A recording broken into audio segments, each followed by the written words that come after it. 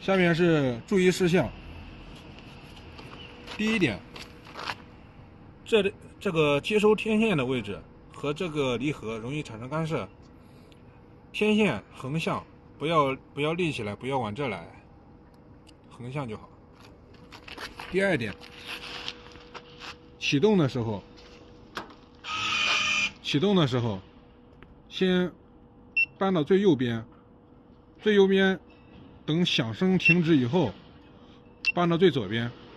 等启动机启动起来，正常启动以后，立刻搬到最右边。